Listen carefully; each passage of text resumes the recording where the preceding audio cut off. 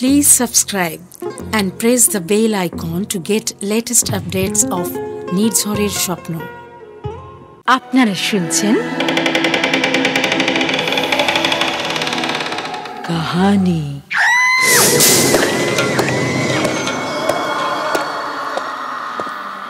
নির্ঝরের স্বপ্ন প্রযোজিত গল্প পাঠের আসর কাহিনীতে গল্পপ্রেমিক সকল পাঠক পাঠিকাকে স্বাগত। এই অনুষ্ঠানে আমরা পরিবেশন করে থাকি চিরকালীন ও সমকালীন সাহিত্যিকদের বিভিন্ন গল্প। বন্ধুরা, আমাদের গল্প যদি আপনাদের শুনতে ভালো লাগে তাহলে প্লিজ অনেক অনেক লাইক, শেয়ার আর কমেন্টস করুন না। আর সাথে আমাদের চ্যানেলটা সাবস্ক্রাইব করে আপনার মতো একজন শ্রোতার সাথে আমাদেরকে সাহিত্যের বন্ধনে আবদ্ধ হওয়ার সুযোগ করে দিন। ওহো, আরও একটা কথা, আপনার কাছে স্বরচিত গল্প আছে? যদি থাকে তাহলে আমাদের হোয়াটসঅ্যাপে সেটাকে পাঠান না। আমাদের নম্বরটা হলো 7980460032। আমরা আপনার রচিত গল্প প্রকাশ করার সুযোগ পেয়ে আরেকটু সমৃদ্ধ হই। শুরু করব আজকের গল্প। দশপারমিতার মন্দিরে সেদিন যখন সাপুরের খেলা দেখবার জন্য অনেক মেয়ে পুরুষ মন্দির প্রাঙ্গণে একত্র হয়েছিল, তারই মধ্যে প্রদ্যুম্ন প্রথমে লোকটিকে দেখে। সেদিন ছিল জ্যৈষ্ঠ মাসের সংক্রান্তি। চারপাশের গ্রাম থেকে মেয়েরা এসেছিল দশপারমিতার পুজো দিতে। সেই উপলক্ষে অনেক সাপুরে, গায়ক, বাজিকর মন্দিরে একত্র হয়েছিল। অনেক মালাকার নানা রকমের সুন্দর সুন্দর ফুলের গয়না গড়ে মেয়েদের কাছে বেচবার জন্য এনেছিল। একজন শ্রেষ্ঠী মগধ থেকে দামি শাড়ি, রেশমি শাড়ি এনেছিল বেচবার জন্য। তারই দোকানে ছিল সেদিন মেয়েদের খুব ভিড়। প্রদ্যুম্ন শুনেছিল জ্যৈষ্ঠ সংক্রান্তির উৎসব উপলক্ষে পারমিতার মন্দিরে একজন বিখ্যাত গায়ক আর বীণ বাজিয়ে আসবে। সে মন্দিরে গিয়েছিল তাঁরই সন্ধানে। সমস্ত দিন ধরে খুঁজেও কিন্তু প্রদ্যুম্ন তাকে ভিড়ের মধ্যে থেকে বার করতে পারেনি। সন্ধ্যের কিছু পূর্বে মন্দিরের উঠোনে একজন সাপুড়ে অদ্ভুত অদ্ভুত সাপের খেলা দেখাতে আরম্ভ করলে, আর তারই চারিধারে অনেকগুলো কৌতুকপ্রিয়া মেয়ে জমে গেল। ক্রমে ক্রমে সেখানে খুবই ভিড় হয়ে উঠল। প্রদ্যুম্ন সেখানে দাঁড়িয়ে গেল বটে, কিন্তু তার মন সাপ খেলার দিকে আদৌ ছিল না। সে ভিড়ের মধ্যে প্রত্যেক পুরুষ মানুষকে মনোযোগের সঙ্গে লক্ষ্য করছিল, যদি চেহারায় বা হাবে ভাবে বীণ বাজিয়ে ধরা পড়েন। অনেকক্ষণ ধরে দেখবার পর তার চোখে পড়ল একজন প্রৌঢ় ভিড়ের মধ্যে তার দিকেই চেয়ে দাঁড়িয়ে আছেন। তার পরনে অতি মলিন আর জীর্ণ পরিচ্ছদ। কি জানি কেন প্রদ্যুম্নর মনে হলো এই সেই গায়ক। প্রদ্যুম্ন লোক ঠেলে তাঁর কাছে যাবার উদ্যোগ করতেই তিনি হাত উঁচু করে প্রদ্যুম্নকে ভিড়ের বাইরে যেতে ইঙ্গিত করলেন। বাইরে আসতেই প্রৌঢ় তাকে জিজ্ঞাসা করলেন, আমি অবন্তীর গাইয়ে সুরদাস, তুমি আমাকে খুঁজছিলে না? প্রদ্যুম্ন একটু আশ্চর্যই হল। তার মনের কথা ইনি জানলেন কি করে? সসম্ভ্রমেই জানালো, হ্যাঁ, আমি আপনাকেই খুঁজছিলাম। তুমি আমার অপরিচিত নও। তোমার পিতার সঙ্গে একসময় আমার যথেষ্ট বন্ধুত্ব ছিল। আমি কাশি গেলেই তোমার পিতার সঙ্গে দেখা না করে আসতাম না। তোমাকে ছেলেবেলায় দেখেছি, তোমার বয়স তখন খুব কম। আপনি এখানে এসে কোথায় আছেন? নদীর ধারে একটা ভাঙা মন্দির আছে, জানো? হ্যাঁ জানি। ওখানে একজন সন্ন্যাসী পূর্বে থাকতেন না? তিনি এখনো ওখানেই আছেন। তুমি যে কোনো একদিন ওখানে গিয়ে আমার সঙ্গে দেখা করো। তুমি এখানে কোথায় থাকো? আমি এখানকার বিহারে পড়ি। 3 বছর আছি। আপনি মন্দিরে কতদিন থাকবেন? সে তোমাকে আমি বলবো, তুমি এরই মধ্যে একদিন যেও। আচ্ছা। প্রদ্যুম্ন প্রণাম করে বিদায় নিল। বেঁচে থাকো বাবা। সন্ধে তখনও হয়নি। মন্দিরটা যে ছোট পাহাড়ের উপর ছিল তারই দুপাশে ঢালু রাস্তা বেয়ে মেয়েরা উৎসব থেকে সবাই বাড়ি ফিরছিল। প্রদ্যুম্নর চোখ যেন কার সন্ধানে একবার মেয়েদের ভিড়ের মধ্যে ইতস্তত একটু ধাবিত হলো। পরেই সে আবার তাদের পেছনে ফেলে একেবারে দ্রুত পদে নামতে লাগল। আচার্য শীলব্রত অত্যন্ত কড়া মেজাজের মানুষ।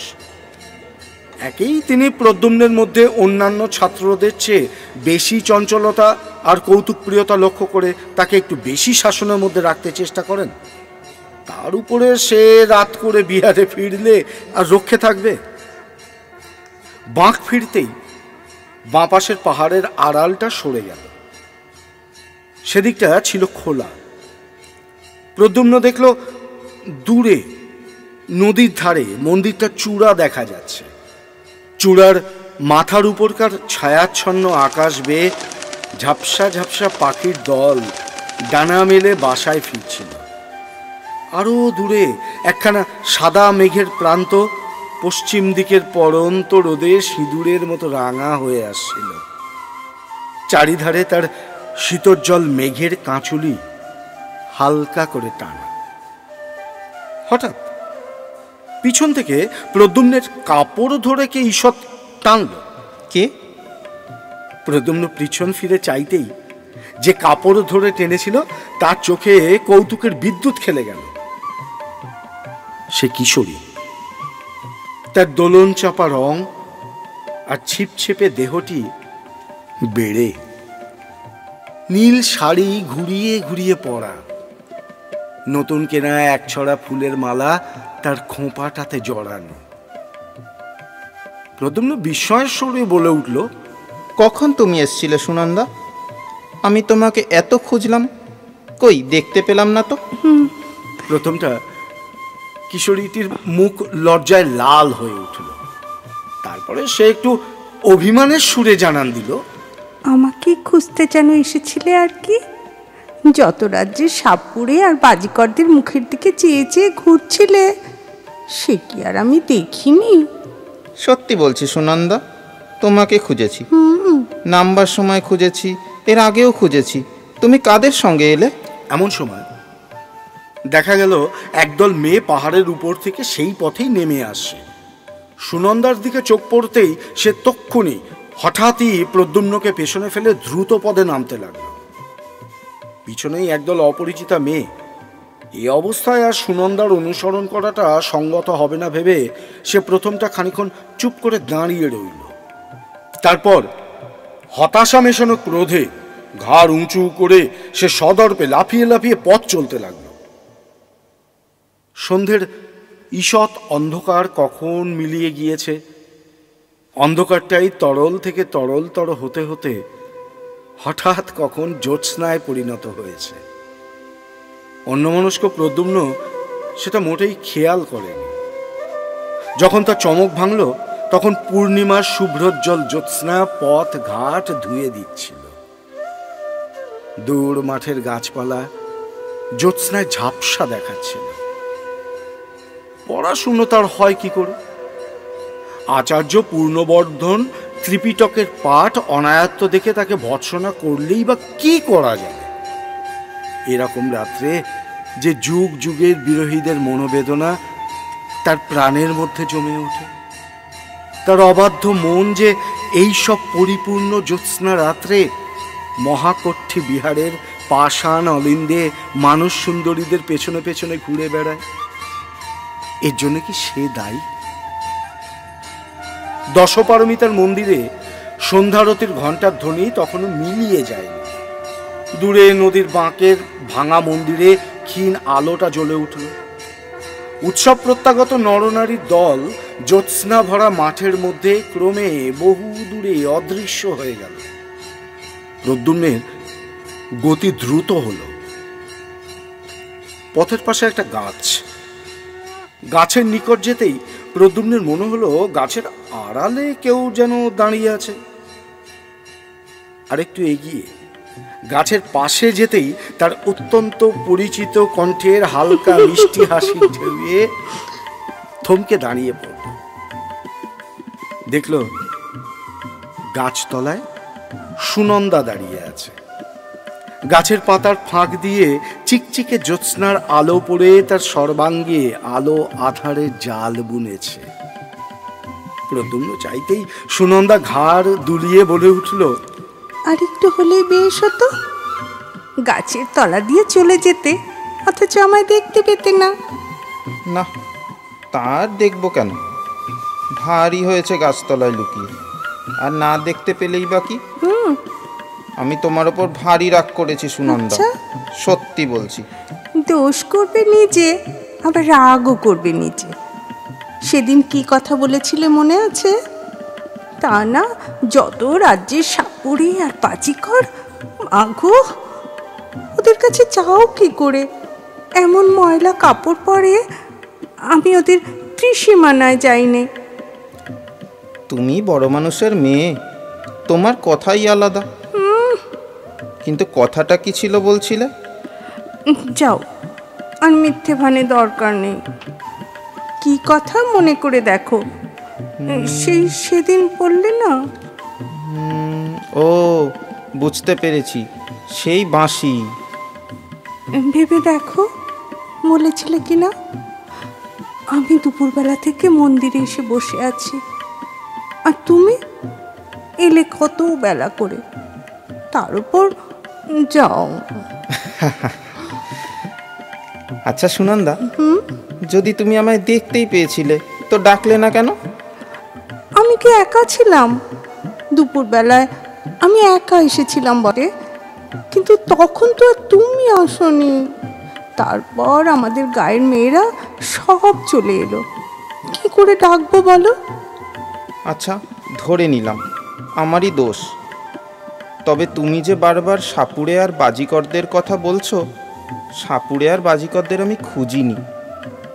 শুনেছিলাম অবন্তী থেকে একজন বড় বিন বাজিয়ে আসবেন। তুমি তো জানো আমার অনেক দিন থেকে বিন শেখবার খুব ইচ্ছে, তাই তাঁরই সন্ধানে ঘুরছিলাম। তার দেখাও পেয়েছি। হ্যাঁ, তিনি এখানকার নদীর ধারে দেউলে থাকেন। ও, ভালো কথা। তোমার বাবা কোথায়? বাবা বাবা তো 3-4 দিন হলো কৌশাম্বে গিয়েছেন মহারাজের ডাকে। ও তাই? তাই আমি ভাবছি এত রাত পর্যন্ত সুনন্দা।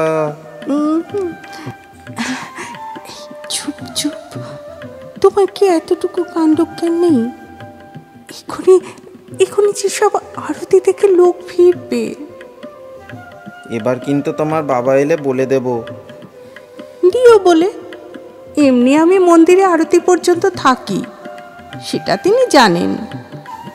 প্রদ্যুম্ন সুনন্দার সুগঠিত পুষ্পপল্লব দক্ষিণ বাহুটি নিজের হাতের মধ্যে বেষ্টন করে নিলে।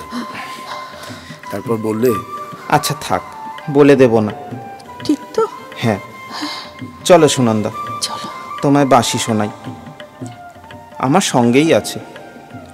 সত্যি বলছি, তোমায় শোনাবার জন্যই এনেছিলাম। তবে ওকে খুঁজছিলাম বিনটা ভালো করে শিখব বলে। নদীর ধারে এসে প্রদ্যুম্ন বড় নিরুৎসাহ হয়ে পড়ল। সে বাঁশি বাজালো বটে, কিন্তু সে যেন ভাষা ভাষা। সুরের সঙ্গে তাতে তার প্রাণের কোনো যোগই রইল না। তারা দুজনে নির্জনে আরো কতবারই বসেছে। প্রদ্যুম্নের বাঁশি শুনতে সুনন্দা ভালোবাসত বলে প্রদ্যুম্ন যখনই বিহার থেকে বাইরে আসতো বাঁশিটি সঙ্গে আনত। প্রদ্যুম্নের বাঁশির অলস স্বপ্নময় সুরের মধ্যে দিয়ে কতদিন উভয়ের অজ্ঞাতে রোদ ভরা মধ্যাহ্ন গিয়ে সন্ধ্যার অন্ধকারে নেমে এসেছে। কিন্তু দুজনে এক হলে প্রদ্যুম্নের এরকম নিরুৎসাহ ভাব তো সুনন্দা আর কখনো লক্ষ্য করেনি। কি জানি কেন প্রদ্যুম্নর বারবার মনে আসছিল সেই জীর্ণ পরিচ্ছদ পরা অদ্ভুত দর্শন গায়ক সুরদাসের কথা। তাদের বিহারের কলাবিদ ভিক্ষু বসুব্রতের আঁকা জড়ার চিত্রের মতোই লোকটা কেমন কুশ্রী লোলচর্ম শীর্ণ দর্শন। পুরাতন পুঁথির ভূর্জপত্রের মতো ওর পরিচ্ছদের কেমন একটা অপ্রীতিকর মেটে লাল রং। তার পরদিন সকালেই প্রদ্যুম্ন নদীর ধারের ভাঙা মন্দিরে গেল। সেটা দেবমূর্তি বহুদিন অন্তর্হিত, সমস্ত গায়ে বড় বড় ফাটল, সাপখোপের বাস। নিকটবর্তী গ্রামবাসীরা সেদিকে বড় একটা কেউ আসত না। একজন আজীবক সন্ন্যাসী আজ প্রায় 7-8 মাস হলো সেখানে এসে বাস করছেন। তার 2-4 অনুগত ভক্ত মাঝে মাঝে আসতো যেত বলে মন্দিরের পথ আজকাল অপেক্ষাকৃত ভালোও আছে। অর্ধ অন্ধকার মন্দিরের মধ্যে প্রদ্যুম্নের সঙ্গে সূরদাসের সাক্ষাৎ হলো। তিনি প্রদ্যুম্নকে দেখে খুব আনন্দ প্রকাশ করলেন। তারপর বললেন, আরে এসেছো? আচ্ছা আচ্ছা, খুব ভালো খুব ভালো, চলো বাইরে গিয়ে বসি, এখানে বড় অন্ধকার। বাইরে গিয়ে সূরদাস আলোতে প্রদ্যুম্নের মুখ ভালো করে দেখলেন। তারপর যেন আপন মনেই বলতে লাগলেন, হবে, তোমার দ্বারাই হবে, আমি তা জানতাম। প্রদ্যুম্ন সূরদাসের মূর্তি দূর থেকে দেখে যে অস্বাচ্ছন্দ্য অনুভব করছিল, তার নিকটে এসে কিন্তু প্রদ্যুম্নের সে ভাব একেবারে কেটে গেল। সে লক্ষ্য করল সূরদাসের মুখশ্রী একটু কুদর্শন হলেও প্রতিভাব্যঞ্জক। সূরদাস বললে, আমি ভাবছিলাম তুমি আজ আসবে। আচ্ছা, তোমার পিতা তো একজন প্রসিদ্ধ গায়ক ছিলেন, তুমি নিজে কিছু শিখেছ? এই একটু আধটু বাঁশি বাজাতে পারি। হ্যাঁ, পারা তো উচিত। তোমার বাবাকে জানতো না এমন লোক এদেশে খুব কম আছে। প্রতি উৎসবেই কৌশাম্বী থেকে তোমার বাবার নিমন্ত্রণপত্র আসতো। হ্যাঁ, আমি শুনেছি তুমি নাকি বাঁশিতে বেশ মেঘমল্লার আলাপ করতে পারো। আগে বিশেষ যে কিছু জানি তা নয়, যা মনে আসে তাই বাজাই। তবে মেঘমল্লার মাঝে মাঝে বাজিয়েছি। কই দেখি দেখি, তুমি কেমন শিখেছো? বাঁশি সবসময় প্রদ্যুম্নের কাছে থাকত। কখন কোন সময় সুনন্দার সঙ্গে দেখা হয়ে পড়ে বলা তো যায় না। প্রদ্যুম্ন বাঁশি বাজাতে শুরু করল। তার পিতা তাকে বাল্যকালে যত্ন করে রাগ রাগিনী শেখাতেন। তাছাড়া সঙ্গীতে প্রদ্যুম্নের একটা স্বাভাবিক ক্ষমতাও ছিল। তার আলাপ অতি মধুর হল।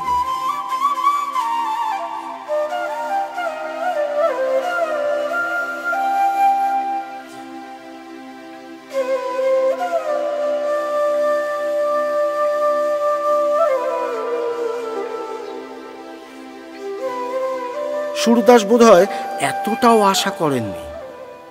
তিনি প্রদ্যুম্নকে আলিঙ্গন করে বললেন, ইন্দ্রদূতের ছেলে যে এমন হবে সেটা বেশি কথা নয়। বুঝতে পেরেছি তুমিই পারবে, এ আমি আগেও জানতাম। নিজের প্রশংসায় প্রদ্যুম্নের তরুণ সুন্দর মুখ লজ্জায় লাল হয়ে উঠল। অন্যান্য 2-1 কথার পরেই প্রদ্যুম্ন বিদায় নিতে উদ্যোগী হলে সূরদাস তাকে বললেন, শোনো প্রদ্যুম্ন, একটা গোপনীয় কথা তোমার সঙ্গে আছে। তোমাকে একথা বলার পূর্বেও আমি তোমার খোঁজ করেছিলাম।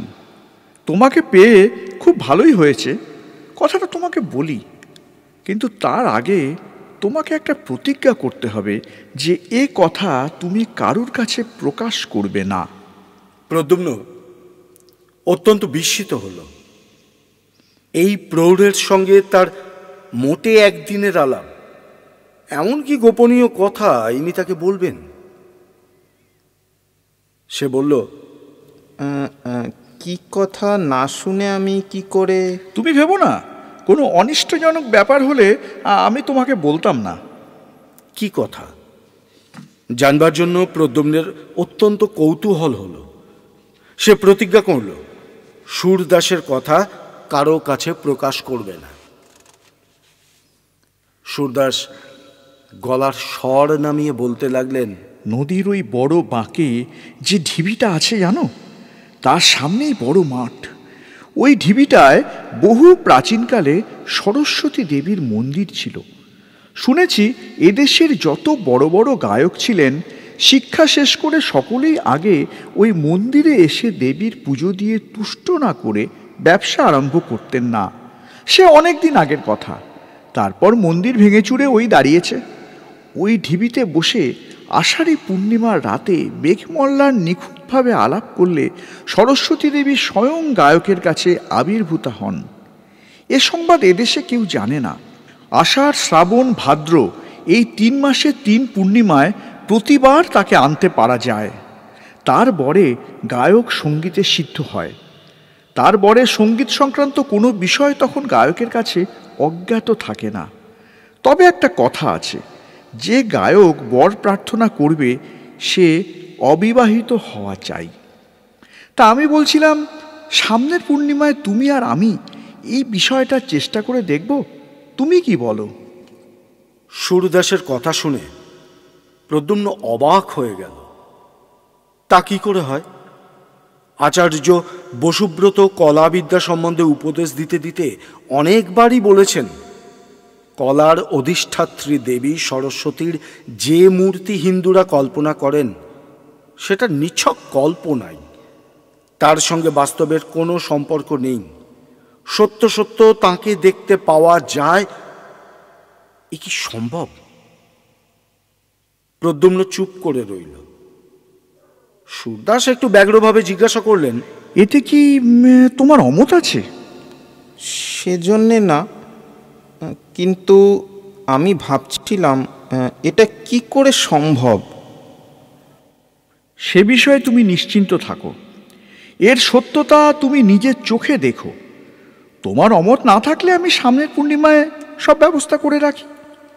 সুরদাসের কথার পর থেকেই প্রদ্যুম্ন অত্যন্ত বিস্ময়ে ও কৌতূহলে কেমন একরকম হয়ে গিয়েছিল। সে ঘাড় নেড়ে বললে, আচ্ছা, রাখবেন, আমি আসবো। বাহ বাহ, বেশ, বড় আনন্দিত হলাম। তুমি মাঝে মাঝে একবার করে এখানে এসো। তোমাকেও তৈরি হতে হলে 2-1টা কাজ করতে হবে, সেসব আমি বলে দেবো। প্রদ্যুম্ন আর একবার সম্মতিসূচক ঘাড় নাড়বার পর সুরদাসের কাছে বিদায় চাইল। তাহলে আমায় বিদায় দিন। এসো বাবা, এসো। তারপরই সে চিন্তিতভাবে বিহারের পথ ধরল। তার মনে হচ্ছিল দেবী সরস্বতী স্বয়ং শ্বেত পদ্মের মতো নাকি রংটি তার। না জানি কত সুন্দর তার মুখশ্রী। আচার্য বসুব্রত বলেন বটে, ভদ্রাবতী নদীর ধারে শাল, পিয়াল, তমাল বনে সেবার ঘন ঘোর বর্ষা নামল। আষাঢ়ী পূর্ণিমার রাতে প্রদ্যুম্ন সুরদাসের সঙ্গে নদীর ঘাটে গেল। তারা যখন সেখানে পৌঁছল তখন মেঘ নেমে সমস্ত আকাশ ছেয়ে ফেলেছে। চারিদিক তরল অন্ধকারে অস্পষ্ট দেখাচ্ছে। প্রদ্যুম্ন সুরদাসের কথা মতো নদী থেকে স্নান করে এসে বস্ত্র পরিবর্তন করল। সঙ্গীর ক্রিয়াকলাপে প্রদ্যুম্ন বুঝতে পারল তিনি একজন তান্ত্রিক। তাদের বিহারে একজন ভিক্ষু ছিলেন, তিনি যোগাচার্য পদ্মসম্ভরের শিষ্য। সেই ভিক্ষুর কাছে তান্ত্রিক ক্রিয়াকলাপের কথা কিছু কিছু সে শুনেছিল। সুরদাস অনেকগুলো রক্তজবার মালা সঙ্গে করে এনেছিলেন। তার মধ্যে কতগুলো তিনি নিজে পড়লেন, কতগুলো প্রদ্যুম্নকে পড়তে বললেন। ছোট মরার মাথার খুলিতে তেল সলতে দিয়ে প্রদীপ জ্বাললেন। তার পুজোর আয়োজনে সাহায্য করতে করতে প্রদ্যুম্ন হাঁপিয়ে পড়ল। ব্যাপারটা শেষ পর্যন্ত কি দাঁড়ায় দেখবার জন্য তার মনে এত কৌতূহল হচ্ছিল যে অন্ধকার রাতে একজন প্রায় অপরিচিত তান্ত্রিকের সঙ্গে একা থাকবার ভয়ের দিকটাও তার একেবারেই চোখে পড়ল না। অনেক রাত্রেই হোম শেষ হল। সুরদাস বলে উঠলেন, প্রদ্যুম্ন, তুমি এবার তোমার কাজ আরম্ভ করো। আমার কাজ শেষ হয়েছে। খুব সাবধান, তোমার কৃতিত্বের উপর এর সাফল্য নির্ভর করছে। তাঁর চোখের কেমন একটা ক্ষুধিত দৃষ্টি যেন প্রদ্যুম্নের ভালো লাগলো না। কিন্তু তবু সে বসে এক মনে বাঁশিতে মেঘমল্লার আলাপ আরম্ভ করলে। তখন আকাশ বাতাস নীরব। অন্ধকারের সামনের মাঠটায় কিচ্ছু দেখবার উপায় নেই।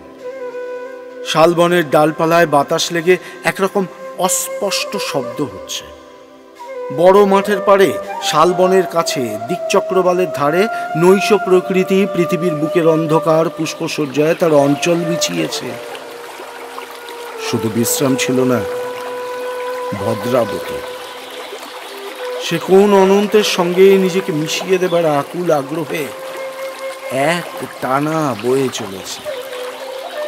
মৃদু গুঞ্জনে আনন্দ সঙ্গীত গাইতে গাইতে, কুলে তাল দিতে দিতে হঠাৎ সামনের মাঠটা থেকে সমস্ত অন্ধকার কেটে গিয়ে সাদা মাঠটা তরল আলোকে প্লাবিত হয়ে গেল। প্রদ্যুম্ন সবিস্ময়ে দেখল মাঠের মাঝখানে শত পূর্ণিমার জ্যোৎস্নার মতো অপরূপ আলোর মণ্ডলে কে এক জ্যোৎস্না বরণী অনিন্দ সুন্দরী মহিমাময়ী তরুণী। তাঁর নিবিড় কৃষ্ণ কেশরাজি অযত্ন বিন্যস্ত ভাবে তাঁর অপূর্ব গ্রীবা দেশের পাশ দিয়ে ছড়িয়ে পড়েছে। তাঁর আয়ত নয়নের দীর্ঘ কৃষ্ণপক্ষ কোনো স্বর্গীয় শিল্পীর তুলি দিয়ে আঁকা। তাঁর তুষার ধবল বাহুবল্লী দিব্য পুষ্পাভরণে মণ্ডিত। তার ক্ষীণ কোটি নীল বসনের মধ্যে অর্ধ লুক্কায়িত মণি মেখলায় দীপ্তিমান। তার রক্তকমলের মতো পা দুটিকে বুকে পেতে নেবার জন্য মাটিতে বাসন্তী পুষ্পের দল ফুটে উঠেছে। হ্যাঁ, এই তো দেবী বাণী। এর বিনার মঙ্গল ঝংকারে দেশে দেশে শিল্পীদের সৌন্দর্য তৃষ্ণা সৃষ্টিমুখী হয়ে উঠেছে। এরই আশীর্বাদে দিকে দিকে সত্যের প্রাণ প্রতিষ্ঠা হচ্ছে। এরই প্রাণের ভাণ্ডারে বিশ্বের সৌন্দর্য সম্ভার নিত্য অফুরন্ত রয়েছে। শাশ্বতের মহিমা, অক্ষয়ের দান, চিরনূতনের বাণী। প্রদ্যুম্ন চেয়ে থাকতে থাকতে দেবীর মূর্তি অল্পে অল্পে মিলিয়ে গেল। জ্যোৎস্না আবার ম্লান হয়ে পড়ল। বাতাস আবার নিস্তেজ হয়ে বইতে লাগলো। অনেকক্ষণ প্রদ্যুম্নের কেমন একটা মোহের ভাব দূর হলো না। সে যা দেখলে এ স্বপ্ন না সত্য। অবশেষে সুরদাসের কথায় তার চমক ভাঙল। সুরদাস বলল, আমার এখনো কাজ আছে, তুমি ইচ্ছে করলে চলে যেতে পারো। কেমন? আমার কথা মিথ্যে নয়, দেখলে তো? সুরদাসের কথা কেমন যেন অসংলগ্ন বোধ হতে লাগলো। তার মুখের দিকে চেয়ে প্রদ্যুম্ন দেখলে তার চোখ দুটো যেন অর্ধ অন্ধকারের মধ্যে জ্বলজ্বল করছে। তার কাছ থেকে বিদায় নিয়ে সে যখন বিহারের দিকে রওনা হলো, পূর্ণিমা চাঁদকে তখন মেঘ প্রায় ঢেকে ফেলেছে। একটু আধটু জ্যোৎস্না যা আছে তা কেমন হলদে রঙের। গ্রহণের সময় জ্যোৎস্নার এরকম রং সে কয়েকবার দেখেওছে। মাঠ খুব বড়, পার হতে অনেকটা সময় লাগলো। তারপর মাঠ ছাড়িয়ে বড় বনটা আরম্ভ হলো। খুব ঘন বন। শাল দেবদারু গাছের ডালপালা নিবিড় হয়ে জড়াজড়ি করে আছে। এর মধ্যে অন্ধকারও খুব। পাছে রাত ভোর হয়ে যায় সেই ভয়ে সে খুব দ্রুত পদে যাচ্ছিল। যেতে যেতে তার চোখে পড়ল বনের মধ্যে এক স্থান দিয়ে যেন খানিকটা আলো বেরোচ্ছে। প্রথমে সে ভাবল গাছের পাতার ফাঁক দিয়ে জ্যোৎস্না এসে পড়ে থাকবে, কিন্তু ভালো করে লক্ষ্য করে দেখে সে বুঝল যে সেই আলো জ্যোৎস্নার আলোর মতো নয়, বরং কৌতূহল অত্যন্ত হওয়াতে পথ ছেড়ে সে বনের মধ্যে ঢুকে পড়ল। যে পিপ্পল গাছের সারির ফাঁক দিয়ে আলো আসছিল, তার কাছে গিয়ে গাছের গুঁড়ির ফাঁক দিয়ে উঁকি মেরে প্রদ্যুম্ন অবাক হয়ে দাঁড়িয়ে রইল। একেই তো একেই তো সে এইমাত্র মাঠের মধ্যে দেখেছে, সেই অপরূপ সুন্দরী নারী। হ্যাঁ, এই তো। অদ্ভুত। সে দেখল যাকে এইমাত্র মাঠের মধ্যে দেখেছে, সেই অপরূপ দ্যুতিশালিনী নারী বনের মধ্যে চারিধারে ঘুরে বেড়াচ্ছেন। জোনাকি পোকার হুল থেকে যেমন আলো বের হয়, তার সমস্ত অঙ্গ দিয়ে তেমনি একরকম স্নিগ্ধ জলা আলো বেরোচ্ছে। অনেক দূর পর্যন্ত বন সে আলোয় উজ্জ্বল হয়ে উঠেছে। আরো একটু নিকটে গিয়ে সে লক্ষ্য করলে তার আয়ত চক্ষু দুটি অর্ধ নিমিলিত, যেন কেমন নেশার ঘুরে তিনি চারিপাশে হাত রে পার হবার পথ খুঁজে বেড়াচ্ছেন। কিন্তু তা না পেয়ে পিপল গাছগুলো চারিধারে চক্রাকারে ঘুরছেন। তার মুখশ্রী অত্যন্ত বিপন্নের মতো। হঠাৎই প্রদ্যুম্নর বড় ভয় হলো। সে ভাবল, মাঠে সরস্বতী দেবীর দর্শন থেকে আর এ পর্যন্ত সমস্ত ঘটনাটা আগা গোড়া ভৌতিক। এই নিশীথ রাত্রে শালের বনে, নইলে এ কি কাণ্ড! সে আর সেখানে মোটেই দাঁড়ালো না। বন থেকে বার হয়ে দ্রুত হাঁটতে হাঁটতে যখন সে বিহারের উদ্যানে এসে পৌঁছালো, ম্লান চাঁদ তখন কুমার শ্রেণীর পাহাড়ের পিছনে অস্ত যাচ্ছে। ভোর রাত্রে শয্যায় শুয়ে ঘুমিয়ে পড়ে সে স্বপ্ন দেখল। ভদ্রাবতীর গভীর কালো জলের তলায় রাতের অন্ধকারে কে এক দেবী পথ হারিয়ে ফেলেছেন। তিনি যত উপরে উঠবার চেষ্টা করছেন, জলের ঢেউ তাকে ততই বাধা দিচ্ছে। নদীর জলে তার অঙ্গের জ্যোতি ততই নিভে আসছে, অন্ধকার ততই তার চারপাশে গাঢ় হয়ে আসছে। নদীর মাছগুলো তার কোমল পা দুখানি ঠুকরে রক্তাক্ত করে দিচ্ছে। ব্যথিত দেহ, বিপন্ন, দেবীর দুঃখ দেখে একটা বড় মাছ দাঁত বার করে হিংস্র হাসি হাসছে। মাছটার মুখ গায়ক সুরদাসের মতো। প্রদ্যুম্ন ভোরে উঠেই আচার্য পূর্ণবর্ধনের কাছে গিয়ে সুরদাসের সঙ্গে প্রথম দেখার দিন থেকে গত রাত্রি পর্যন্ত সমস্ত ব্যাপারটা খুলে বলল। আচার্য পূর্ণবর্ধন বৌদ্ধ দর্শনের অধ্যাপক ছিলেন। মঠের ভিক্ষুকদের মধ্যে তিনি ছিলেন সর্বাপেক্ষা প্রাচীন এবং বিজ্ঞ। এজন্য সকলেই তাকে শ্রদ্ধা করত। তিনি সব শুনে বিস্মিত হলেন। সঙ্গে সঙ্গে তার চোখের দৃষ্টি শঙ্কাকুল হয়ে উঠল। জিজ্ঞাসা করলেন, এ কথা আগে জানাওনি কেন? তিনি নিষেধ করেছিলেন। আমি তার কাছে প্রতিজ্ঞা। বুঝেছি।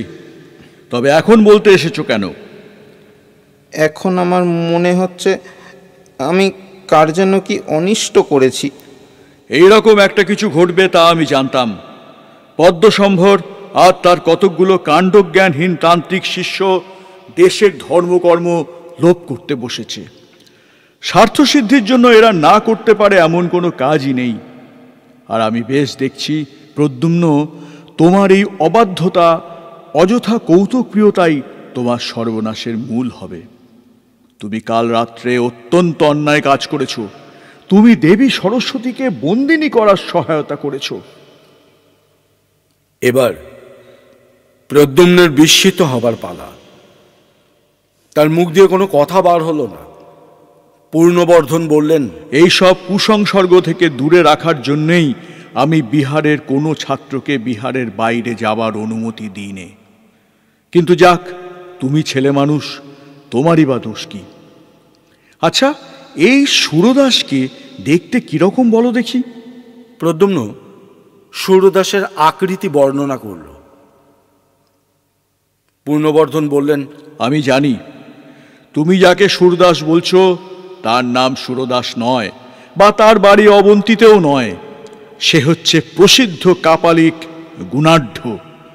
কার্যসিদ্ধির জন্য তোমার কাছে মিথ্যা নাম বলেছে। কিন্তু আপনি যে বলেছেন। সেই ইতিহাস বলছি, শোনো। নদীর ধারে যে সরস্বতী মন্দিরের ভগ্নস্তূপ আছে, ওটা হিন্দুদের একটা অত্যন্ত বিখ্যাত তীর্থস্থান। প্রায় 200 বৎসর পূর্বে একজন তরুণ গায়ক ওখানে থাকতেন।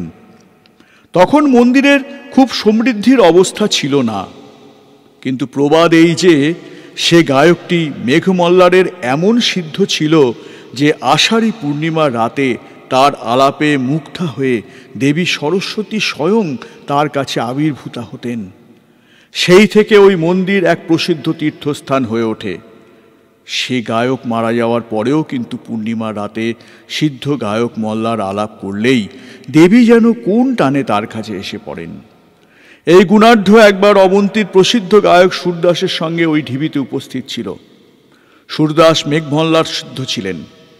তার গানে নাকি সরস্বতী দেবী তার সম্মুখে আবির্ভূতা হয়ে তাকে বর প্রার্থনা করতে বলেন। সুরদাস প্রার্থনা করেন তিনি যেন দেশের সঙ্গীতজ্ঞ ব্যক্তিদের মধ্যে শ্রেষ্ঠ আসন প্রাপ্ত হন। সরস্বতী দেবী তাকে সেই বরই দেন। তারপর দেবী যখন গুণাঢ্যকে বর প্রার্থনার কথা বলেন, তখন সে দেবীর রূপে মুগ্ধ হয়ে তাকেই প্রার্থনা করে বসে। সরস্বতী দেবী বলেছিলেন তাকে পাওয়া নির্গুণের কাজ নয়। সে নামে গুণাঢ্য হলেও কার্যত তার এমন কোনো কলাতেই নিপুণতা নেই যে তাকে পেতে পারে। অনেক জীবন ধরে সাধনার প্রয়োজন।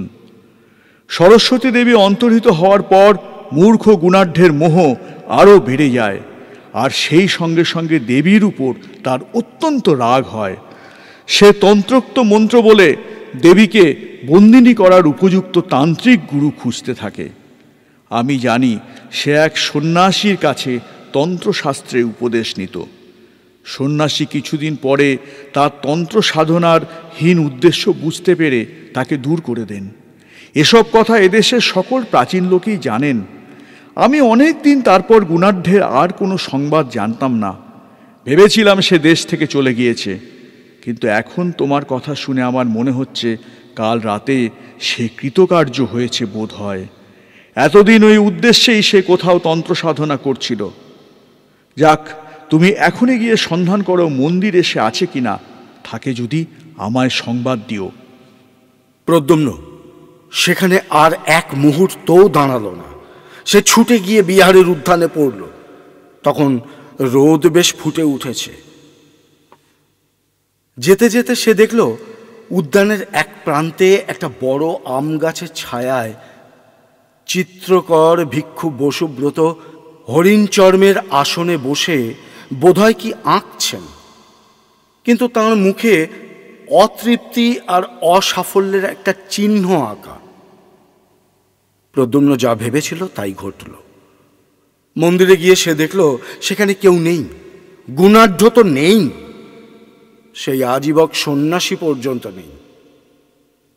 দু একটা জবাগুপানের ঘট, আগুন জ্বালবার জন্য সংগৃহীত কিছু শুকনো কাঠ মন্দিরের মধ্যে এদিক ওদিক ছড়ানো পড়ে আছে। সেই দিন গভীর রাত্রে প্রদ্যুম্ন কাউকে কিছু না বলে চুপি চুপি বিহার পরিত্যাগ করল। তারপর 1 বৎসর কেটে গিয়েছে। বিহার পরিত্যাগ করবার পর প্রদ্যুম্ন একবার কেবল সুনন্দার সাথে সাক্ষাৎ করে বলেছিল সে বিশেষ কোনো কাজে বিদেশ যাচ্ছে, শীঘ্রই ফিরে আসবে। এই 1 বছর সে কাঞ্চি, উত্তর কোশল আর মগধের সমস্ত স্থান খুঁজেছে, কোথাও গুণাঢ্যের সন্ধান পায়নি। তবে বেড়াতে বেড়াতে কতগুলি কৌতূহলজনক কথা তার কানে গিয়েছে। মগধের প্রসিদ্ধ ভাস্কর মিহির গুপ্ত রাজার আদেশ মতো ভগবান তথাগতের মূর্তি তৈরি করতে আদিষ্ট হয়েছিলেন। 1 বৎসর পরিশ্রম করে তিনি যে মূর্তি গড়ে তুলেছেন, তার মুখশ্রী এমন রূঢ় ও ভাবহীন হয়েছে যে তা বুদ্ধের মূর্তি কি মগধের দুর্দান্ত দস্যু দমনকের মূর্তি তা সে দেশের লোকই ঠিক করে বুঝতে পারছে না। তক্ষশিলার বিখ্যাত দার্শনিক পণ্ডিত যমুনাচার্য মীমাংসা দর্শনের ভাষ্য প্রণয়ন করতে নিযুক্ত ছিলেন। হঠাৎ তার নাকি এমন দুর্দশা ঘটেছে যে তিনি আর সূত্রের অর্থ করে উঠতে না পেরে আবার বৈদিক ব্যাকরণের সুবন্ত প্রকরণ থেকে পড়তে আরম্ভ করেছেন। মহাকোঠী বিহারের চিত্রবিদ্যা শিক্ষক ভিক্ষ বসুব্রত বুদ্ধ ও সুজাতা নামক তাঁর চিত্রখানা বৎসরাবধি চেষ্টা করেও মনের মতো করে এঁকে উঠতে না পেরে বিরক্ত হয়ে এদিক ওদিক একেবারে ছেড়ে দিয়ে সম্প্রতি নাকি শাকুন শাস্ত্রের চর্চায় অত্যন্ত উৎসাহ দেখাচ্ছেন। একদিন প্রদ্যুম্ন সন্ধান পেলে উরুবিল্ল গ্রামের কাছে একটা নির্জন স্থানে একজন গো চিকিৎসক এসে বাস করছেন। তাঁর চেহারার বর্ণনার সঙ্গে সুরদাসের আকৃতির অনেকটা মিল হলো। আর তখনই সে গ্রামে গিয়ে অনেককে জিজ্ঞাসা করলে, কিন্তু গো চিকিৎসকের সন্ধান কেউ দিতে পারল না। সেদিন ঘুরতে ঘুরতে অবসন্ন অবস্থায় উরুবিল্ল গ্রামের প্রান্তের একটা বড় বট গাছের ছায়ায় সে বসেছে। সন্ধ্যা তখনও নামেনি। ঝিরঝিরে বাতাসে গাছের পাতাগুলো নাচছে। পাশে মাঠে পাকা শস্যের শীষগুলো সোনার মতো চিকমিক করছে। একটু দূরে একটা ডোবার মতো জলাশয়, বিস্তর কুমুদ ফুল ফুটে আছে। অনেক বন হংস তার জলে খেলা করছে। সামনেই একটু দূরে একটা ছোট পাহাড়, পাহাড়ের গায়ে একটা ঝর্ণা। পাহাড়ের নিচে এক জায়গায় ঝর্ণার জল খানিকটা আটকে গিয়ে ওই ডোবার মতো জলাশয়টা তৈরি করেছে।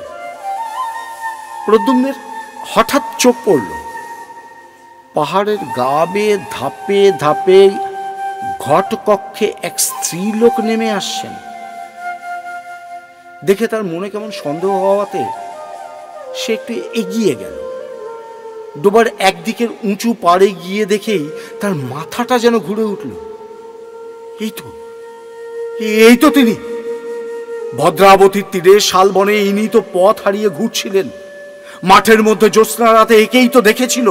তবে তার অঙ্গের সে জ্যোতির এক কণাও আর নেই, পরনে অতি মলিন এক বস্ত্র, কিন্তু সেই চোখ, সেই সুন্দর গঠন। দাঁড়িয়ে দাঁড়িয়ে দেখে তার আর কোনো সন্দেহ রইল না যে এই তিনি। তার মনের মধ্যে গোলমাল বেঁধে গেল। সে উত্তেজনার মাথায় বিহার ছেড়ে সুরদাসের খোঁজ করে বেড়াচ্ছিল বটে, কিন্তু দেখা পেলে কি করবে সেটা তো ভাবেনি। কাজেই সে একরকম লুকিয়েই সেখান থেকে চলে এলো।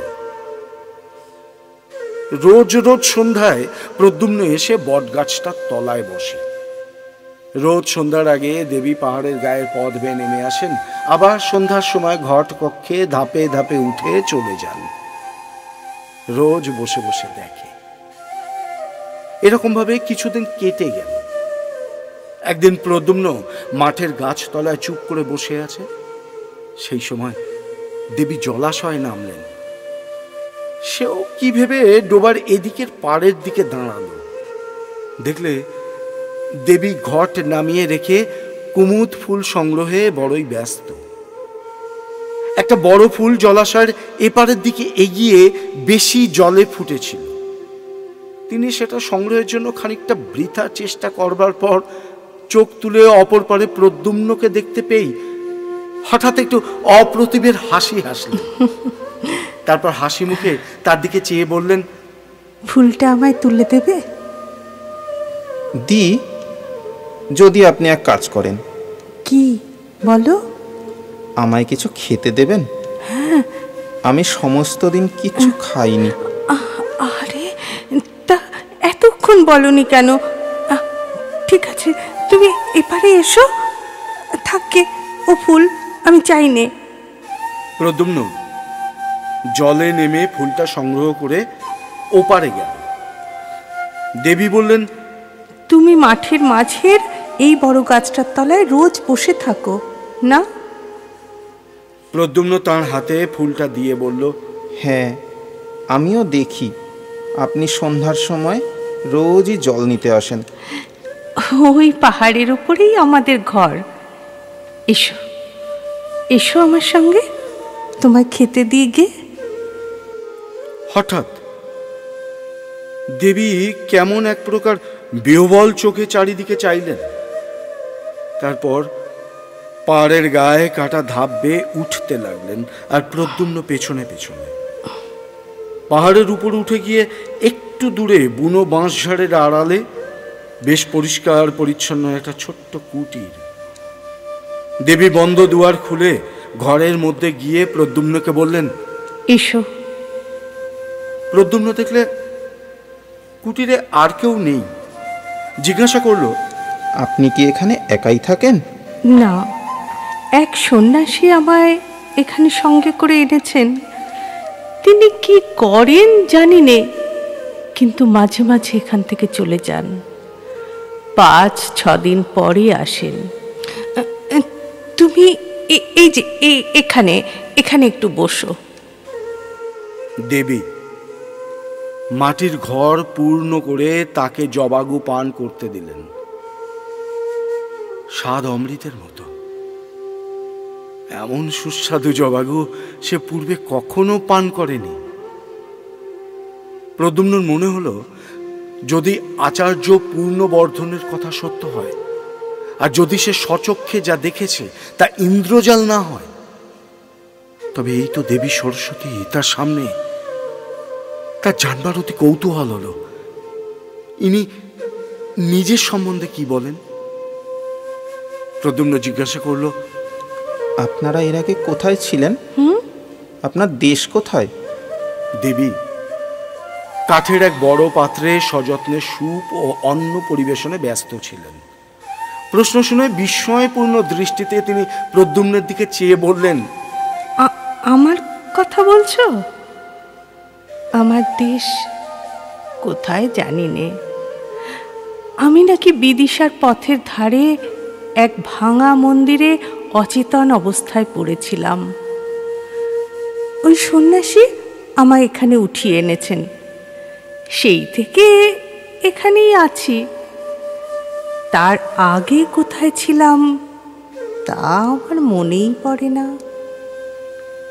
তিনি অন্যমনস্কভাবে বাইরে সাঁঝের রক্তিম আকাশে, যেখানে উড়ুবিল্ল গ্রামের প্রান্তরে বনরেখার মাথার সূর্য হেলে পড়েছেন, সেই দিকে চেয়ে রইলেন। চেয়ে চেয়ে কি মনে আনবার চেষ্টা করলেন, বোধহয় মনে এলো না। হঠাৎই কি ভেবে তার পদ্মের পাপড়ির মতো চোখ দুটি বেয়ে ঝরঝর করে জল ঝরে পড়ল। তাড়াতাড়ি করেই আঁচলে চোখ মুছে তিনি প্রদ্যুম্নের সামনে অন্নে পূর্ণ কাঠের থালা রাখলেন। বললেন, খাবার জিনিস তো কিছুই নেই। তুমি রাত্রে এখানে থাকো। আমি পদ্মের বীজ শুকিয়ে রেখেছি, তাই দিয়ে রাতে তোমায় পায়েস তৈরি করে খেতে দেব। সকালে যেও। প্রদ্যুম্নের চোখে জল আসছিল। ওগো বিশ্বের আত্মবিস্মৃত সৌন্দর্য লক্ষ্মী, বিদিশার মহারাজের আর মহাশ্রেষ্ঠীর সমবেত রত্ন ভাণ্ডার তোমার পায়ের এক কণা ধুলোর যোগ্যও নয়। সে দেশের পথের ধুলো এমন কি পূর্ণ করেছে মা, যে তুমি সেখানে পড়ে থাকতে যাবে? খাওয়া শেষ হলে প্রদ্যুম্ন বিদায় চাইল। এবার তাহলে আমাকে বিদায় দিন মা। না, থাকো না কেন রাত্রে? আমি রাতে তোমায় পায়েস রেঁধে দেব। প্রদ্যুম্ন জিজ্ঞাসা করল, আপনার এখানে একা রাত্রে থাকতে ভয় করে না? খুব খুব ভয় করে। ওই ভীতির বনে অন্ধকারে কি যেন নড়ে। ভয়ে আমি দৌড় খুলতে পারিনি। ঘুম হয় না। সমস্ত রাত আমি বসে থাকি। প্রদ্যুম্নর হাসি পেল। ভাবল, রাতে একা থাকতে ভয় করে বলে পায়েসের লোভ দেখিয়ে দেবী তাকে সঙ্গে রাখতে চান। সেও বলল, আচ্ছা, তাহলে রাত্রে আমি থাকবো। আচ্ছা। দেবীর মুখ আনন্দে উজ্জ্বল হয়ে উঠল। সমস্ত রাত সে কুটিরের বাইরে খোলা হাওয়ায় বসে কাটালো। দেবীও কাছে বসে রইলেন। বললেন, এমন জ্যোৎস্না, অথচ আমি ভয়ে বাইরে আসতে পারিনি জানো। ঘরের মধ্যে বসেই রাত কাটাই। দেবীর ব্যাপার দেখে প্রদ্যুম্ন অবাক হয়ে গিয়েছিল। হলোই বা মন্ত্রশক্তি, এতটা আত্মবিস্মৃত হওয়া, এই যে তার কল্পনারও বাইরে। নানা গল্পে সমস্ত রাতটা কাটল। ভোর হলে সে আবার বিদায় চাইলে। দেবী বলে দিলেন, সন্ন্যাসী এলে একদিন আবার এসো, কেমন? সেই দিন থেকে প্রতি রাত্রে সে দেবীর অলক্ষিতে পাহাড়ের নিচে বসে কুটিরের দিকে চেয়ে পাহারা রাখত। তার তরুণ বীর হৃদয় এক ভীরু নারীকে একা বনের মধ্যে ফেলে রাখার বিরুদ্ধে বিদ্রোহ তুলেছিল। 10-15 দিন কেটে গেল। এক একদিন প্রদ্যুম্ন শুনত দেবী অনেক রাত্রে একা গান গাইছেন। সে গান পৃথিবীর মানুষের গান নয়, সে গান প্রাণধারার আদিম ঝর্ণার গান, সৃষ্টিমুখী নিহারিকাদের গান, অনন্ত আকাশে দিখারা কোনো পথিক তারার গান। একদিন দুপুরবেলা কে তাকে বললে, তুমি যে গোবৈদ্যের কথা বলেছিলে, তাকে এইমাত্র দেখে এলাম, পথের ধারে পুকুরে সে স্নান করছে। শুনেই ছুটতে ছুটতে গিয়ে পুকুরের ধারে উপস্থিত হলো। দেখল সত্যি গুণাঢ্য পুকুরের ধারে বস্ত্রাদির পুটুলি নামিয়ে রেখে পুকুরে স্নান করতে নেমেছেন। সে অপেক্ষা করতে লাগলো। একটু পরেই গুণাঢ্য বস্ত্র পরিবর্তন করে উপরে উঠে প্রদ্যুম্নকে দেখে কেমন যেন হয়ে গেলেন। বললেন, তুমি এখানে? আমি কেন তা বুঝতে পারেননি? তুমি এখন বলছো বলে নয় প্রদ্যুম্ন, আমি এ কাজ করার পর যথেষ্ট অনুতপ্ত আছি। প্রতি রাত্রে ভয়ানক স্বপ্ন দেখি। কারা যেন বলছে তুই যে কাজ করেছিস এর শাস্তি অনন্ত নরক। আমি এই জন্যই আজ এক পক্ষের ওপর আমার গুরু সেই আজীবক সন্ন্যাসীর কাছে গিয়েছিলাম। তার কাছে বশীকরণ মন্ত্র আমি শিক্ষা করি। এর এমনই শক্তি যে মনে করলে আমি যাকে ইচ্ছে বাঁধতে পারি, কিন্তু আনতে পারি নে।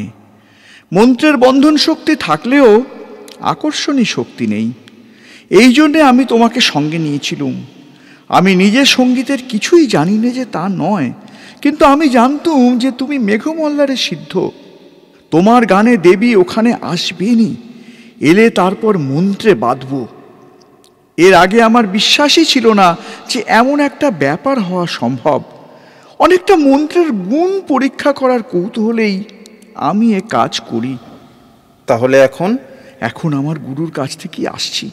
তিনি সব শুনে একটা মন্ত্র শিক্ষা দিয়েছেন। এটা পূর্ব মন্ত্রের বিরোধী শক্তি সম্পন্ন। সেই মন্ত্রপুত জল দেবীর গায়ে ছড়িয়ে দিলে তিনি আবার মুক্ত হবেন বটে, কিন্তু তার কোনো উপায় নেই। কেন উপায় নেই? কেন? যে ছিটিয়ে দেবে সে চিরকালের জন্য পাষাণ হয়ে যাবে। আমার পক্ষে দুদিকই সমান যখন, তখন তাকে বন্দিনী রাখাই আমার ভালো। রাগ করো না প্রদ্যুম্ন, ভেবে দেখো, মৃত্যুর পর হয়তো পরজগৎ আছে, কিন্তু পাষাণ হওয়ার পর না না, তা আমি পারবো না। আত্মবিস্মৃতা বন্দিনী দেবীর চোখ দুটির করুণ অসহায় দৃষ্টি প্রদ্যুম্নের মনে এলো। যদি তা না হয়, তাহলে তাকে যে চিরদিন বন্দিনী থাকতে হবে। যুগে যুগে যে উদার উচ্চ প্রেরণা আগে এসে তরুণদের নির্মল প্রাণে পৌঁছয়, আজও প্রদ্যুম্নের প্রাণের বেলায় তার ঢেউ এসে লাগলো। সে ভাবলে একটা জীবন তুচ্ছ। তার রাঙা পা দুখানিতে একটা কাঁটা ফুটলে তা তুলে দেবার জন্য আমি শতবার জীবন দিতে প্রস্তুত। হঠাৎ গুণাঢ্যের দিকে চেয়ে এসে বলল, চলুন, আমি আপনার সঙ্গে যাব। আমায় সে মন্ত্রপুত জল দেবেন। বেশ করে ভেবে দেখো, এ ছেলে খেলা নয়, এ কাজ অত্যন্ত কঠিন। চলুন আপনি। হ্যাঁ, চলুন। প্রদ্যুম্ন, আর একবার ভালো করে ভেবে দেখো।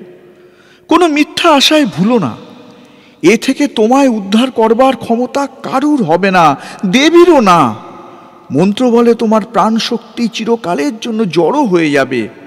ভালো করে বুঝে দেখো, মন্ত্রশক্তি নির্মম অমোঘ, কাউকে রেহাই দেবে না। আপনি কি ভাবেন আমি কিছু গ্রাহ্য করি? কিচ্ছু না, চলুন। চলো। কুটিরে তাঁরা যখন গিয়ে উপস্থিত হলো তখন রোদ বেশ পড়ে এসেছে। দেবী কুটিরের বাইরে ঘাসের উপর অন্যমনস্কভাবে চুপ করে বসেছিলেন। প্রদ্যুম্নকে আসতে দেখে তিনি অত্যন্ত আনন্দিত হলেন, হাসি হাসি মুখে বললেন, এসো এসো, আমি তোমার কথা প্রায়ই ভাবি। তোমায় সেদিন কিছু খেতে দিতে না পেরে আমার মন খুব খারাপ হয়েছিল। এখন তুমি এখানে কিছুদিন থাকো। তিনি দুজনকে খেতে দেবার জন্য ব্যস্ত হয়ে কুটিরের মধ্যে চলে গেলেন। প্রদ্যুম্ন বলল, কই আমায় মন্তপুত জল দিন তবে। সত্যি তাহলে তুমি এতে প্রস্তুত? আমায় আর কিছু বলবেন না, জল দিন। দেবী কুটিরের মধ্যে আহারের স্থান করে দুজনকে খেতে দিলেন। আহারাদি যখন শেষ হলো তখন সন্ধ্যার আর বেশি দেরি নেই। বেতস বনে ছায়া নেমে আসছে। রাঙা সূর্য আবার উরুবিল্ল গ্রামের উপর ঝুলে পড়েছে। গোধূলির আলোয় দেবীর মুখপদ্মে অপরূপ শ্রী ফুটে উঠল। তারপর তিনি ঘট কক্ষে প্রতিদিনের মতো নিচের ঝর্ণায় জল আনতে নেমে গেলেন। গুণাঢ্য বললেন, আমি এখান থেকে আগে চলে যাই, তারপর এই ঘটপূর্ণ জল দেবীর গায়ে ছিটিয়ে দিও। তাঁর চক্ষু অশ্রুপূর্ণ হল। আবেগ ভরে তিনি প্রদ্যুম্নকে আলিঙ্গন করে বললেন, আমি কাপুরুষ, আমার সে সাহস নেই, নইলে। তিনি কুটিরের মধ্যে তাঁর দ্রব্যাদি সংগ্রহ করে নিলেন। তারপর সরু পথ বেয়ে বেদ বনের ধার দিয়ে পাহাড়ের অপর পারে চলে গেলেন। তারই নিচে একটু দূরে মগধ থেকে বিদিশা যাওয়ার রাজবর্তন। প্রদ্যুম্ন চারিদিকে চেয়ে বসে বসে ভাবলে, ওই নীল আকাশের তলে 20 বৎসর আগে সে মায়ের কোলে জন্মেছিল। তার সে মা বারাণসীতে তাদের গৃহটিতে বসে বাতায়ন পথে সন্ধ্যার আকাশের দিকে চেয়ে হয়তো প্রবাসী পুত্রের কথাই ভাবছেন। মায়ের মুখখানি একবারটি শেষবারের জন্য দেখতে তার প্রাণ আকুল হয়ে উঠল। ওই পূব আকাশের নবমী চাঁদ কেমন উজ্জ্বল হয়েছে। মগধ যাবার রাজপথে গাছের সারিরা মাথায় একটা তারা ফুটে উঠল। বেত বনের বেত ডাঁটাগুলো তরল অন্ধকারে ভালো দেখা যায় না। প্রদ্যুম্নের চোখ হঠাৎ অশ্রুপূর্ণ হল। সেই সময়তে সে দেখলে দেবী জল নিয়ে পাহাড়ের গা বেয়ে উঠে আসছেন। মন্ত্রপুত জলপূর্ণ ঘট সে মাটিতে নামিয়ে রেখেছিল। দেবীকে আসতে দেখি তা সে হাতে তুলে নিল। দেবী কুটিরের সামনে এলেন। তার হাতে অনেকগুলো আধ ফোঁটা কুমুদ ফুল। প্রদ্যুম্নকে জিজ্ঞাসা করলেন, সন্ন্যাসী কোথায়? তিনি আবার কোথায় চলে গেলেন, আজ আর আসবেন না। তারপর সে গিয়ে দেবীর পায়ের ধুলো নিয়ে তাকে প্রণাম করে বলল, মা, না জেনে তোমার ওপর অত্যন্ত অন্যায় আমি করেছিলাম। আজ তারই শাস্তি আমাকে নিতে হবে, কিন্তু তার জন্য আমি এতটুকুও দুঃখিত নই। যতক্ষণ জ্ঞান লুপ্ত না হয়ে যায় ততক্ষণ এই ভেবেই আমার সুখ যে বিশ্বের সৌন্দর্য লক্ষ্মীকে অন্যায় বাঁধন থেকে মুক্ত করবার অধিকার আমি পেয়েছি। শুনুন, আপনি বেশ করে মনে করে দেখুন দেখি, আপনি কোথা থেকে এসেছিলেন? কেন? আমি তো বিদিশার পথের ধারে। প্রদ্যুম্ন এক অঞ্জলি জল তাঁর সর্বাঙ্গে ছিটিয়ে দিলে। সদ্য নিদ্রোত্থিতার মতো দেবী চমকে উঠল। প্রদ্যুম্ন দৃঢ় হস্তে আর এক অঞ্জলি জল দেবীর সর্বাঙ্গে ছড়িয়ে দিলেন। নিমেষের জন্য তার চোখের সামনে বাতাসে এক অপূর্ব সৌন্দর্যের স্নিগ্ধ প্রসন্ন হিল্লোল বয়ে গেল। তার সারা দেহ মন আনন্দে শিউরে উঠল। সঙ্গে সঙ্গে তার মনে এলো বারাণসীতে তাদের গৃহে সন্ধ্যার আকাশে বন্ধ আঁখি বাতায়ন পথবর্তিনী তার মা। কুমার শ্রেণীর বিহারে আচার্য শীলব্রতের কাছে একটি মেয়ে অল্প বয়সে দীক্ষা গ্রহণ করে। তার নাম সুনন্দা। সে হিরণ্যনগরের ধনবান শ্রেষ্ঠী সামন্ত দাসের মেয়ে। পিতা মাতার অনেক অনুরোধ সত্ত্বেও মেয়েটি নাকি বিবাহ করতে সম্মত হয়নি। অত্যন্ত তরুণ বয়সে প্রব্রজ্জা গ্রহণ করায় সে বিহারের সকলের শ্রদ্ধার পাত্রী হয়ে উঠেছিল। সেখানে কিন্তু কারো সঙ্গে সে তেমন মিশত না, সর্বদাই নিজের কাজে সময় কাটাতো আর সর্বদাই কেমন অন্য মনস্ক থাকত। জ্যোৎস্না রাত্রে বিহারের নির্জন পাষাণ অলিন্দে দাঁড়িয়ে দাঁড়িয়ে সে আপন মনে প্রায় কি ভাবত। মাঠের জ্যোৎস্না জাল কাটিয়ে অনেক রাতে কাউকে বিহারের দিকে আসতে দেখলে সে এক দৃষ্টে সেদিকে চেয়ে থাকত, যেন কতদিন আগে তার যে প্রিয় আবার আসবে বলে চলে গিয়েছিল, তারই আসবার দিন গুনে গুনে শ্রান্ত শ্রান্ত ধীর পথ চাওয়া। প্রতি সকালে সে কার প্রতীক্ষায় উন্মুখ হয়ে রইত। সকাল কেটে গেলে ভাবত বিকেলে আসবে, বিকেল কেটে গেলে ভাবত সন্ধ্যায় আসবে। তবে কি সন্ধ্যা! দিনের পর দিন, মাসের পর মাস, এরকম কত সকাল সন্ধ্যা কেটে গেল, কেউ এলো না। তবুও মেয়েটি ভাবত আসবে আসবে আসবে, কাল আসবে। আসবে। পাতার শব্দে চমকে উঠে চেয়ে দেখত, সে কি এতদিনে বুঝিয়ে এলো। সে কি এলো? এক এক রাত্রে সে বড় অদ্ভুত স্বপ্ন দেখত। কোথাকার যেন কোন এক পাহাড়ের ঘন বেতের জঙ্গল আর বাঁশের বনের মধ্যে লুকানো এক অর্ধভগ্ন পাষাণ মূর্তি। নিঝুম রাতে সে পাহাড়ের বেত গাছ হাওয়ায় দুলছে, মাঝ বনে শিরশির শব্দ হচ্ছে। দীর্ঘ দীর্ঘ বেত ডাঁটার ছায়ায় পাষাণ মূর্তিটার মুখ ঢাকা পড়ে গেছে। সে অন্ধকার অর্ধরাত্রে জনহীন পাহাড়টার বাঁশগুলোর মধ্যে ঝোড়ো হাওয়া ঢুকে কেবলই পাচ্ছে মেঘ মল্লার। ভোরে উঠে রাতের স্বপ্ন ভেবে আশ্চর্য হয়ে যেত। কোথায় পাহাড়, কোথায় বেদবন, কার ভাঙা মূর্তি, কিসের এসব অর্থহীন দুঃস্বপ্ন।